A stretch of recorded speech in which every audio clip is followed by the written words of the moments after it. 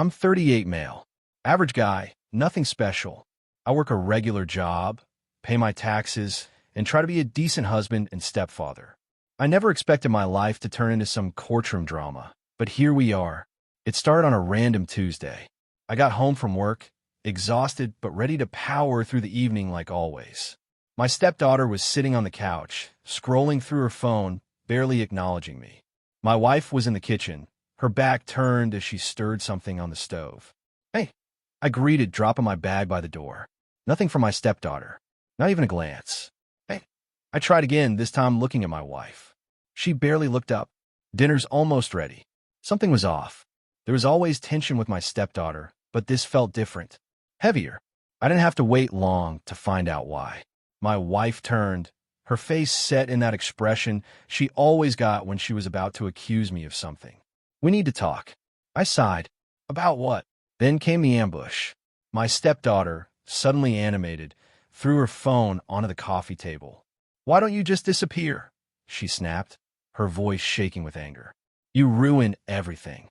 Before I could process that, my wife jumped in. "She's right," she said coldly. "We'd be better off without you." Silence. Not the usual awkward, uncomfortable silence of a family fight.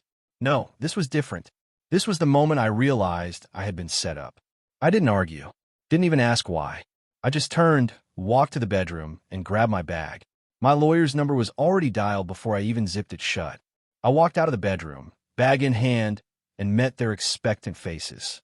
They thought I'd argue, plead, demand answers, maybe even get angry.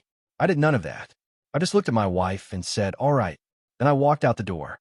I didn't go to a hotel. I went straight to my lawyer's office. He was an older guy, sharp, no nonsense. I had him on retainer for business reasons, but I never thought I'd need him for something like this. "They're up to something," I told him as I sat down. "I don't know what, but something's off." He leaned back in his chair, studying me. "Did you cheat?" "No." "Did you hit anyone?" "Jesus, no." "Then they're either trying to take you for everything you've got, or they're hiding something big." That was my suspicion, too. My wife had always been good with money, or so I thought. But in the past year, she had started acting entitled, like my income was hers by default. I paid the mortgage, the utilities, the car payments. She worked part-time, but barely contributed. It never bothered me much until now. "What's the worst-case scenario here?" I asked. He folded his hands. "Worst case, they accuse you of abuse, try to get you kicked out legally. Maybe file for alimony, take a chunk of your assets. If you legally adopted the girl, they might even try for child support. I hadn't adopted her. That was one smart decision I had made." "All right," I said. "Let's get ahead of this." A week passed. I stayed at a friend's place while my lawyer did some digging. And what he found, it was worse than I expected. My wife had racked up tens of thousands of dollars in credit card debt, all in my name. She had forged my signature on multiple loan applications. And the worst part? She wasn't even planning on divorcing me. She just wanted me out of the house long enough to gain control over my finances and assets. "She's trying to make you leave voluntarily," my lawyer explained. "If you do, she can claim you abandoned her. That gives her leverage in court." I almost laughed at the audacity. Almost. Instead, I went silent. Cold. If she wanted to play dirty, she was about to find out just how bad that decision was. "Can we nail her for fraud?" I asked. "Oh, absolutely," my lawyer said, smirking. "And once we do, she won't get a dime."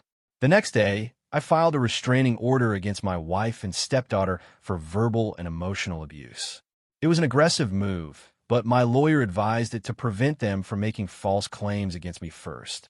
Then, I went to the bank, froze every joint account, canceled every credit card she had access to, reported the fraudulent loans, and filed a police report for identity theft. By the end of the day, my wife's financial world had collapsed. She called me, furious. "You froze the accounts?" she shrieked over the phone. "I did." "You can't do that.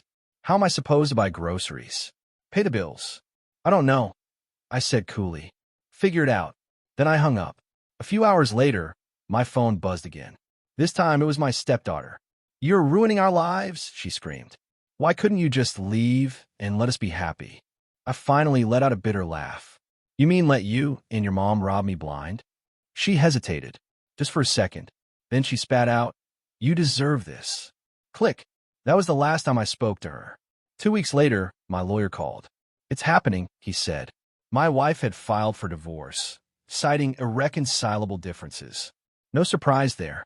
But she also tried to claim spousal support, despite the fact that she was the one who had committed fraud. The best part? She was still living in my house, acting like she owned the place. She even changed the locks, assuming that would keep me out. Unfortunately for her, the house was in my name, only my name. My lawyer advised me to let things play out legally, but I was done waiting. So, I showed up with the sheriff. When my wife opened the door and saw me standing there, with a legal eviction notice and a sheriff at my side, her face drained of color. "What is this?" she demanded. "You've been served," I said, handing her the paperwork. "You have 24 hours to vacate my house." She laughed, but it was forced. "You can't do this." The sheriff, an older guy who had clearly seen it all, spoke up. "Ma'am, this house belongs to him. If you don't leave willingly, we will remove you by force." That's when she snapped. She screamed, cursed, threw a glass at the wall. But none of it mattered, because the law was on my side. I turned to walk away, but then I paused. "By the way," I said, "you might want to check your bank account." The moment of realization hit.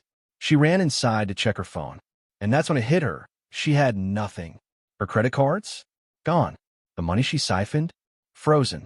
Her fraudulent loans? Under investigation. She tried to play dirty. She lost.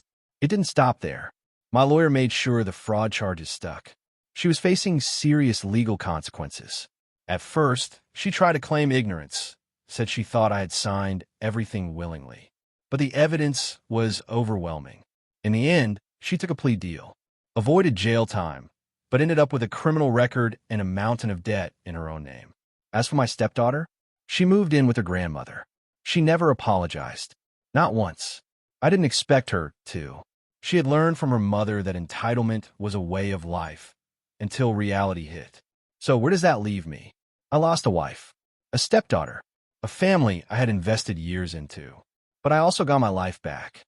And honestly, that was worth everything. If you ever find yourself in a situation like mine, remember this. Never let entitled people walk all over you. They will take everything if you let them. And when you fight back, make sure they never recover. Like this story? Subscribe for more. Because trust me, the world is full of people who need a reality check.